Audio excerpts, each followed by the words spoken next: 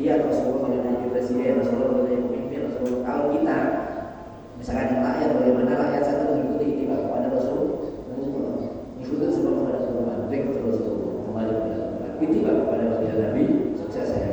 Tapi kalau jauh daripada Quran umat Islam, makanya saya memiliki hal Quran minimal Quran jadi baca rutinitas kita, jangan sampai 3 hari nggak pernah baca Quran karena saya tutup mati panca indera kita. Kalau 3 hari nggak baca Quran, kalau panca indera mati otomatis hati kita kan mati, mata nggak bisa bergerak dalam Quran. Sudah jadi bacaan yang luar biasa. Jadi 2, nur cahaya yang harus kita raih. 1, ikutin sunnah baginda Nabi. Yang kedua, Al-Quran itu menjadi sumber hidayah agar kita senantiasa berada di jalan kebenaran hidayah Allah Subhanahu wa taala. Maka doa ya Allah bina sanadul taufiq wal hidayah itu sering kita baca. Teman-teman apa doanya?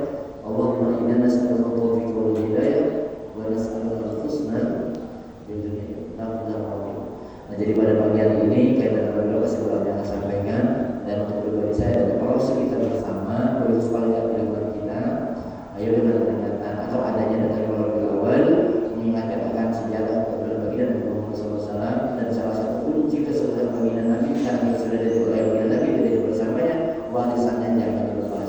Yani kita berbuat dan sunnah Rasulullah.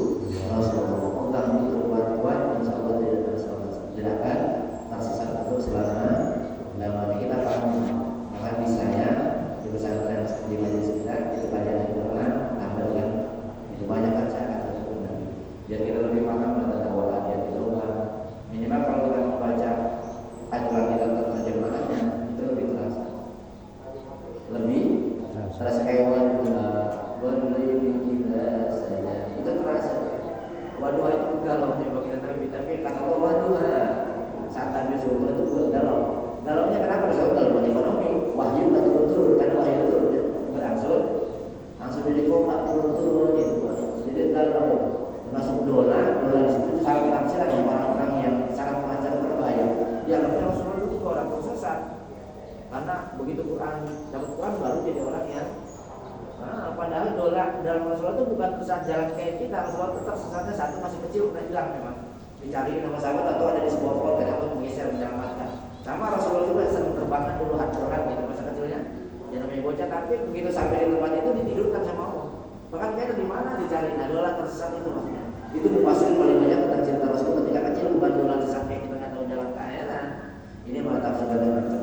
Nah jadi kalau salah tafsir Quran juga boleh buat kita. Bisa masuk mujasimah, bisa masuk mutazilah, bisa masuk jabarannya dari tauhidnya, akidahnya. Kalau ibadahnya sama, salah dikit-dikit, tapi kemana arah tauhidnya? Kayak mana? Itu yang perlu kita paham. Nah itu pentingnya kita untuk belajar atau kita belajar seperti ini. Kata si Bidali kalau bisa dibagi tiga ada al-alim, al-rabbaniyun, al-alim. Kalau di sini di kelas kita paling nggak al-mufa'alim bisa nazar. Jadilah orang yang belajar dan berjalan keselamatan buat diri kita. Jangan jadi hamajun. Hamajun itu kata si Bidali orang yang luar lewat, nggak punya prinsip, mati selalu ikut solo, nggak punya pendirian orang gitu. Cara kita belajar seperti kita bukan yang misalnya tidak asalnya itu semua kamunya itu di sana terus dapatnya kita badan dari kita kan bisa dievaluasi. Nah ketika ada Quran kalau kita tidak masuk hal maju yang keluar, kalau sama tadi keluar beliau orang itu sana ikut ke sini ya kan gak enak nggak punya prinsip kayak gitu. Oh saya nanti Allah yang menentukan kita kepada siapa kita belajar. Ya mungkin ini yang kita sampaikan dari